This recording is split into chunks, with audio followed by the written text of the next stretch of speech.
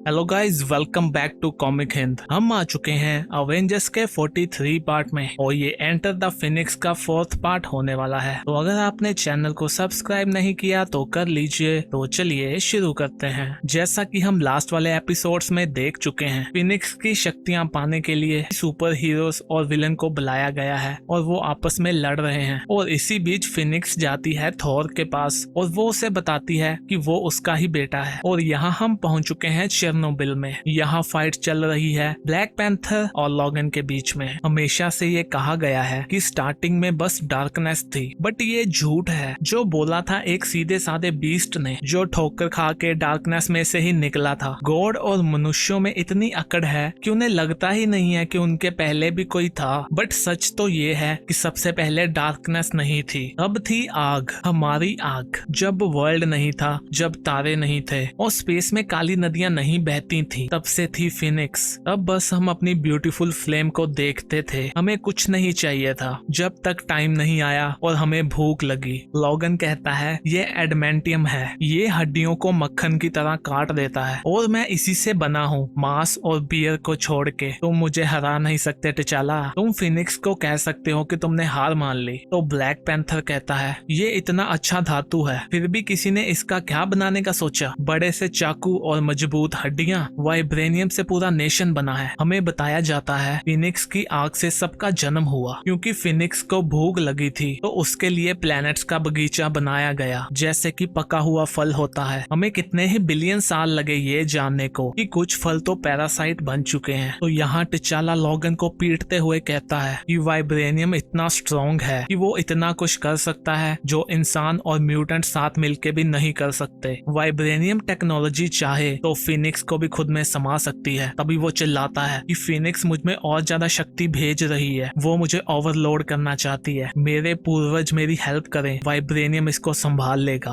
क्योंकि black panther इसको संभाल लेगा। तभी लोगन उसको मुक्का जड़ देता है। वो कहता है प्लान तो अच्छा था बब, मैं तुम्हें बताता हूँ इसका अंत कैसे होगा। वो अपने क्लॉ को उसके मुंह के पास ले जाता है और कहता है तुम अभी भी फिनिक्स बनना चाहते हो, क्योंकि अगर ऐसा है तो मुझे अपना तीसरा क्लॉ भी खोल देना चाहिए, जो तुम्हारे दिमाग को बाहर निकाल के रख देगा। तो क्या कहते हो तुम? तो टिचाला कहता है मैं इसको ब्लॉक कर सकता हूँ। तो लॉगन कहता है वो कैसे? तो वो बताता है कि तुम्हारा क्लॉ हड्डियों को मक्खन की तरह काट देता होगा, बट मैं इसको रोक लूंगा अपने दांतों के साथ। तो हम देखते हैं कि उसके दांत भी वाइब्रेनियम के बने होते हैं। तो वो कहता है कि जब मैंने खुद को इतने अच्छे मेटल से कवर किया हुआ है तो मैंने सोचा कि मेरा कोई भी वीक पॉइंट नहीं होना चाहिए। तो वो किक कर देता है उसके टांगों के बीच में और उसके अंडे फोड़ देता है। लॉगन कहता है ये तुमने क्या किया? तो टिचाला उसे पीटते हुए कहता है कि अगर तुम यहाँ से बच के निकल गए लॉगन, तो मैं तुम्हारे लिए सबसे अच्छी बियर भेज दूंगा तुम्हारे करकावा में, जो मैंने अभी किया है उसके लिए और इन सब के लिए भी। मुझे ये सब इसलिए करना पड़ रहा है क्योंकि तुम यहाँ पे आए ही खून करने के दिल से हो, इसीलिए मैं तुम्हें जीतने नहीं दे सकता। जन्म लेना और मरना ये एटर्नल साइकिल है उस कॉस्मिक फायरबर्ड का। हम उस साइकिल के साथ और मौतें नहीं होने देंगे। हम दोनों ने ही काफी पाप किए होंगे। हम चाहेंगे कि दोबारा जन्म अपने ब्लड के साथ ही हो और मुझे लगता है कि तुम्हारा ही होगा। और यहाँ हम पहुंच चुके हैं ईस्टर आइलैंड में। यहाँ शी हल्क और वॉल्क्री के बीच में फाइट चल रही होती है। तो वॉल्क्री कहती है जेन हमें इस तरह फाइट नहीं करनी चाहिए फिनिक्स के लिए, बट मैं तुम्हें ऐसे आउट ऑफ कंट्रोल भी नहीं छोड़ सकती। तुम्हें हो क्या गया है? तो शी हल्क उस पे आग छोड़ते हुए कहती है मैं हल्क बन गई हूँ, लेकिन मैं आउट ऑफ कंट्रोल नहीं हूँ। मुझे पता है मैं क्या कर रही हूँ, तुम्हें नहीं पता ये क्या होता है। तो जेन भी शी हल्क को एक मुक्का जड़ती है। वो कहती है मुझे नहीं पता, मैं एक थॉर रह चुकी हूँ और अभी मैं सबसे शक्तिशाली वॉल्करी हूँ। तुम्हें क्या लगता है मैं फिनिक्स को हैंडल नहीं कर सकती? तो शी हल्क कहती है मैं फिनिक्स की बात नहीं कर रही हूँ, मैंने तो बात करी है नमोर को मारने की। तभी वहाँ एक जबरदस्त धमाका होता है और यहाँ हम पहुँच चुके हैं स्टोनहेंज में। यहाँ फाइट चल रही है रेड विडो और ब्लैक नाइट के बीच में और ब्लैक नाइट की हालत ज्यादा अच्छी नहीं है। वो कहता है रेड विडो मैंने तुम्हारे बारे में 5 मिनट पहले ही सुना है और मुझे बिल्कुल भी पसंद नहीं आई। तुम्हें तो फिनिक्स बिल्कुल नहीं होना चाहिए। तो वो कहती है तुम ब्लैक नाइट, तुम्हारे पास तो ये स्वॉर्ड नहीं होनी चाहिए। वो अपना वेपन उसमें घुसा देती है और उसको ऊपर की ओर उठा देती है। वो कहती है स्वॉर्ड होती है खूनियों के लिए, जो कि फिनिक्स है। और यहाँ हम पहुंच चुके हैं अवेंजर्स माउंटेन में। ब्लेड गोरिल्ला मैन से कहता है मैं कुछ और को भेज रहा हूँ माउंटेन के बेड बे में। वो ब्लैक नाइट को खींचते हुए आता है और कहता है मुझे लगता है ये टूर्नामेंट काफी अच्छा जा रहा है। तभी वहाँ पे अमेरिकन अमेरिकन ईगल भी आ जाता है। तो ब्लेड कहता है तुम्हारी फाइट किससे थी? तो वो कहता है शाना से, और मुझे लगता है नेक्स्ट फिनिक्स वही बनने वाली है। तो ब्लेड कहता है आई होप सारी लड़ाई तुमने वही नहीं खत्म करी, क्योंकि हमें यहाँ भी काफी लड़ाई लड़नी है। तो यहाँ हम देखते हैं कि सभी अवेंजर्स नामोर के साथियों के साथ लड़ रहे होते हैं। हमें बताया जाता है कि ये सब बहुत ही ज्यादा सिंपल जीव हैं और उम्मीद के मुताबिक भी ये उस बीमार सेलेस्टियल की मनहूस बूंदों से बने हैं। हम उनका इतना लालच क्यों करते हैं? कोई डाउट नहीं है, ये उसका ही फॉल्ट है जिसने सबसे बड़ा गुनाह किया है, जो है परवाह करने का कारण। और यहाँ हम पहुंच चुके हैं थॉर और फिनिक्स के पास भी। और उसे कहता है क्या कहा तुमने? तो वो कहती है मैंने वही कहा जो तुम हो। तुम्हारे अंदर बस गॉड्स का ब्लड नहीं है, इसमें मेरा भी है। मैं तुम्हारी असली माँ हूँ मेरे बेटे, तुम हो फिनिक्स सन। तो थॉर कहता है नहीं। वो अपना हैमर उसकी ओर फेंकता है और कहता है तुम झूठ बोलने वाली बीस्ट हो। गिया द अर्थ गॉडेस मेरी असली माँ है। तो वो कहती है वो सब झूठ था, जो बोलना जरूरी भी था उसके लिए कि तुम वो करो जो तुम्हारे पिता नहीं कर पाए, जो था धरती को बचाना। बट तुम मेरी बात मानो, फिनिक्स के बिना तुम्हारा कोई वजूद नहीं होता। तुम बच्चे हो फायर और थंडर के। मेरे बच्चे, मैं तुम्हारे लिए ही घर आई हूँ। थॉर चिल्लाता है नहीं, तुम मेरी माँ नहीं हो। कैप्टन मार्वल कहती हैं ये थॉर को क्या हो गया है, वो ये सब क्या चिल्ला रहा है? टोनी क्या तुम बता सकते हो? तो गोस्ट राइडर कहता है मुझे लगता है फिनिक्स ने इसको कुछ गलत कह दिया है। तो टोनी कहता है तुम्हें कोई आइडिया नहीं है बच्चे, क्या हम सब के पेरेंट्स बोरिंग नहीं हो सकते? अभी अक्वाई कहती है अवेंजर्स हमारे वकांडा के हेली कैरियर्स रेडी हैं फायर करने के लिए, तुम अपने डंप गॉड से कहो कि वहाँ से निकल जाए। तो टोनी कहता है अभी कुछ मत करना, क्योंकि ये सिचुएशन कुछ ज्यादा ही पर्सनल हो गई है। और कहता है कि ऑल फादर एस्कार्ड को तुम्हारी किसी भी बात पे भरोसा नहीं है। तो वो कहती है तुम कुछ भी कह लो, ये सच्चाई को चेंज नहीं कर सकता। या ये भी कि फिनिक्स यहाँ पे क्यों आई है, उसने हजारों सालों तक मुझे खुद में दफन करके रखा, बट जब फाइनल होस्ट आए धरती पर तो इसने मुझे बाहर निकाल दिया। फिनिक्स को अभी तुम याद हो, उसे वो प्यार याद है तुम्हारे लिए, चाहे उसे पसंद हो या ना हो। तो वो थॉर को काफी पीट रही होती है। तो थॉर कहता है ये मुझे प्यार तो नहीं लगता। तो वो कहती है कि फिनिक्स माँ के डर के सामने लड़ रही है, उसे लगता है कि न्यू अवतार उसका पेन मिटा सकता है। वो यहाँ तुम्हारे लिए आई है थॉर, यहाँ आओ और अपनी माँ के प्यार को महसूस करो। अभी वहाँ वॉल्क्री आती है और वो उसे उड़ा के ले जाती है। वो कहती है चिंता मत करो, मैंने तुम्हें वहाँ से निकाल लिया है। मुझे लगता है फिनिक्स ने तुम्हें वहाँ काफी पीटा है और वहाँ मुझे जैन ने 9 राउंड्स में पीटा है। हे, अगर मैं तुम्हें उड़ा के ले जा रही हूँ और तुम्हारा हैमर भी तुम्हारे हाथ में है, इसका मतलब मैं अभी भी वर्दी हूँ ना। और चिल्लाता है जेन फोस्टर मुझे छोड़ो। तो वो कहती है जेन जब मुझे वहाँ पे पीट रही थी तो मैंने उसकी आंखों में जो लुक देखी तो मुझे डर लगा, और अभी तुम्हारी आंखों में भी वही लुक है, ऑल फादर ओडिनसन। तो थॉर कहता है मुझे उस नाम से मत बुलाओ। तो हमें बताया जाता है कि शुरुआत में बस आग थी और उसके बाद 8वें दिन आई ठंडर, और यहाँ हम पहुंच चुके हैं व्हाइट हॉट रूम में। कैप्टन अमेरिका नामोर से कहते हैं तो तुम में फिनिक्स बनने की इतनी इच्छा है कि तुम इसके लिए खून भी कर सकते हो? तो वो कहता है हाँ। तो कैप्टन कहते हैं इतनी कि तुम मेरा भी खून कर सकते हो, क्योंकि उसके लिए तुम्हें यही करना होगा अगर नेक्स्ट बेल बजी और हम दोनों की फाइट हुई। तो नामोर कहता है अगर तुम्हें लगता है कि मैं कोई संकोच करूंगा तुम्हारे अंदर की सभी हड्डियों को तोड़ने में, वो भी इसलिए क्योंकि मैंने तुम्हें मौका दिया था अपने साथ लड़ने का, तो तुम नामोर को बिल्कुल भी नहीं जानते हो। मैं अपने लोगों को बचाने के लिए कुछ भी कर सकता हूँ। तो कैप्टन कहते हैं मेरा विश्वास करो, मुझे पता है बाकियों को इतना नहीं पता होगा जितना मुझे पता है कि तुम क्या कर सकते हो, और वो भी जो तुमसे नहीं होगा। तो यहाँ रेड विडो भी वापस आ चुकी है। तो शाना उसको कहती है ये बढ़िया है, हम दोनों ही बचे हैं, यहाँ 2 on 2 हो सकता है। तो वो कहती है फेयर फाइट होगी ये। ब्लैक नाइट को भी यही लगता था, जब तक फिनिक्स तुम्हारे अंदर से वो निकाल नहीं लेती जो बचा है। तुम देख सकती हो उसे इसका पछतावा होगा अगर वो जिंदा बचेगा। तो हम देखते हैं कि ब्लैक पैंथर और शी हल्क भी वापस आ चुके हैं। हमें बताया जाता है कि पीड़ा के बिना कोई भी जन्म नहीं होता, नई लाइफ बिना ब्लड और गुस्से के नहीं होती। फिनिक्स ने आग से ये सब कुछ बनाया था और आग से ही सब कुछ वापस जाना चाहिए, बट उससे पहले एक कीड़े को चुनना होगा। तो यहाँ हम देखते हैं नामोर और शी हल्क के बीच में फाइट चलती है, रेड विडो और शाना के बीच में। तो इसका मतलब अभी फाइट होने वाली है टिचाला